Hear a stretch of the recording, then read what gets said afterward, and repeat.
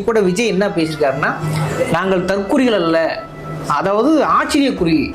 தமிழ்நாட்டில் 26 நாங்கள் தான் ஆட்சி அமைக்க போறோம் அவருக்கு விமர்சனத்தை கடமைச்சிருக்காரு.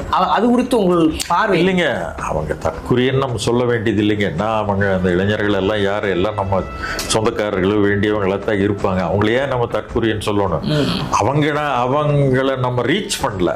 சரி, அந்த மாதிரி இளைஞர்களை நாம அடைந்து அவர்கள் மத்தியிலே நாம் வேலை செஞ்சிருந்தா அவங்க அங்க போய் நின்று இருக்க மாட்டாங்க. இது நம்ம பெரியார் அம்பேத்கர் தான் பேசுறாரு.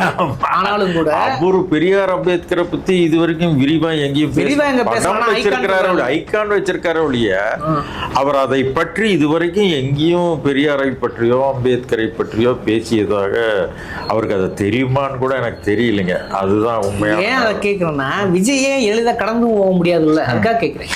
கடந்து போக முடியாதுங்க. ஆனா சேருகிற கூட்டமெல்லாம் எல்லாம் அந்த வாக்களிக்கிற கூட்டமாக நான் கருதவில்லை. என்ன கூட்டம் சேருங்க, ரசிகர்களாக. இப்போ சன்னி லியோனுக்கு கூட கூட்டம் சேருது. அதுக்காக நம்ம அந்த கூட்டமெல்லாம் ஒரு இதுன்னு சொல்லிட முடியுமா? அப்படி இல்லைங்க. இதுவும் அதே போல ஒரு ரசிகர். அவர் நிறைய படத்துல நடிக்கிறாரு, சிறப்பாக நடிச்சிருக்காரு, ஹீரோயிசம் காமிச்சிருக்காரு. அதுக்காக இளைஞர்கள் அவங்க இருக்கத்தான் செய்வாங்க. அதை நம்ம ஒன்றும் மாற்ற முடியாது.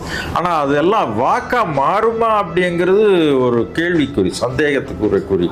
ஆகவே அதெல்லாம் நம்ம கணக்கில் எடுத்துக்க வேண்டிய